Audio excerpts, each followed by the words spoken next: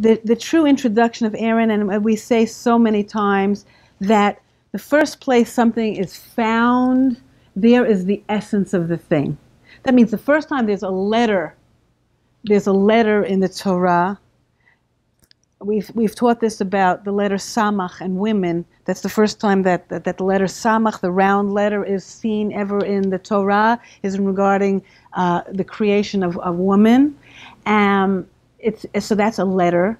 We see it with all sorts of ideas. We see it with all sorts of words. The first time it is present in the Torah, there lie the secrets, the treasure of the root meaning for this particular idea, this particular word, this particular letter even. So the first time we are really introduced to Aaron, we see in Exodus chapter 4, verse 14. So there's a whole thing going on with Moshe, and he's not feeling comfortable with his role, and he's bargaining with God and claiming that he can't do this thing. And it says as follows: the wrath of Hashem burned against Moses, and he said, "Is there not Aaron your brother, the Levite? Aaron your brother, the Levite." Okay, now with the Torah is very sparing with words, so we know he knew he was his brother, so we don't have to say brother. He knew he was a Levite. They were from the same family. Aaron, your brother, the Levite, because he, as we see, will be each of one of these things are highlighting the depth of who Aaron is. I know that he will surely speak. Moreover, this is where it gets really important. Behold, he is going out to meet you, and when he sees you, he will rejoice in his heart. That is Aaron.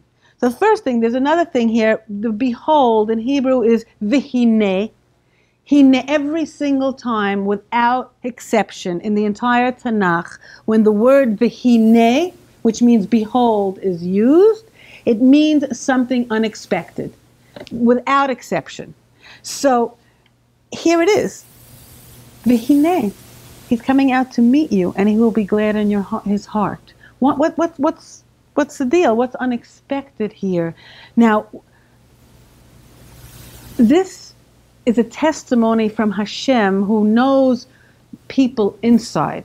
We can know someone sort of outside, from how they manifest themselves in their behavior, in their speech, in their dress, everything about them, in their tone of voice. So we can get clues and helps to manifest for us who that person is. However, only HaShem can know what a person's like inside. And here is the testimony in the first introduction, really, of Aaron. He will be glad in his heart. What does that mean? He's not acting glad that his brother was chosen to be the leader. He's not pretending to be glad because it's politically correct or it's the right thing to do. He truly, truly, truly is glad in his heart. And it's okay. What's very ironic is that he's the spokesman. Aaron becomes a spokesman, and we don't hear his voice practically at all. The most words we ever hear from Aaron is when he's begging Moshe and Hashem to heal Miriam. That's the most words. It's like, wow, it's like an overdose. It's a whole verse of Aaron's voice. It's incredible. So he's joyous in his heart. There's no tinge of regret. There's no jealousy. It's true. And why is it? What about Aaron allows him to be joyous in his heart? Because this is the first thing we're seeing about him. There is a very deep Emunah. This is a reflection of tremendous faith. What does that mean? When a person is jealous, or when a person is making comparisons, when a person is competitive, when a person gets into a space like that, on a deeper level, if we really, really get into it, he's believing on some level at least that Hashem did not design his package deal for him. And Hashem did not give him the exact raw materials that he needs to accomplish his unique task, because his soul is unique from all the souls that were ever born. And Hashem tailor-made all his givens to him, the ones that are revealed assets, and the ones that may even seem that they're not exactly assets but limitations. But the entire package is our raw materials to make our stamp, to bring about our own rectification, to change Hashem's world from our corner. And that's exactly what we need. And if it's not been given to me, it's not what I need. It's really not what I need. And it's not an easy thing to get to. It's really not an easy thing. But that was Aaron from the outset. He understood that what's given to me is designed to help me become me. It's not about me becoming somebody else. So therefore, there is no jealousy in his heart. There's no regret in his heart. And there's only pure joy in his heart that his brother is becoming his brother. I am happy, and I will become me. I will become me. So it resonated from a very, very deep place within, and it is not for naught that Aaron wears the choshen. He wears the breastplate over his heart. His heart is pure. His heart is pure.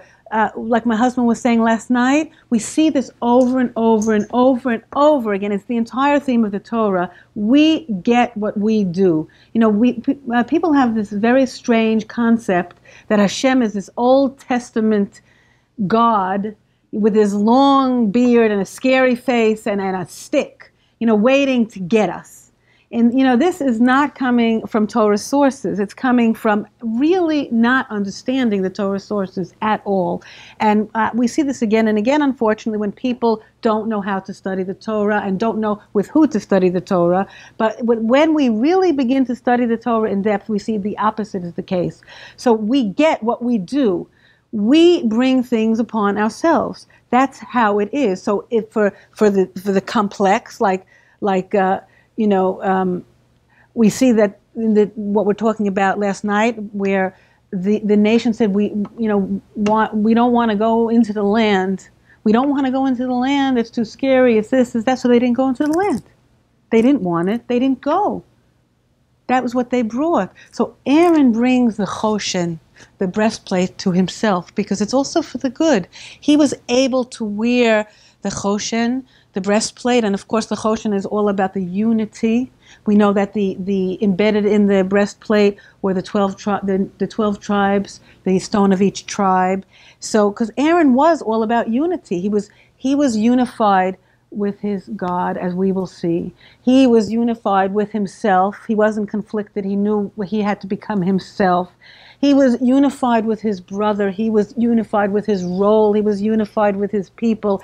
Aaron exemplified unity.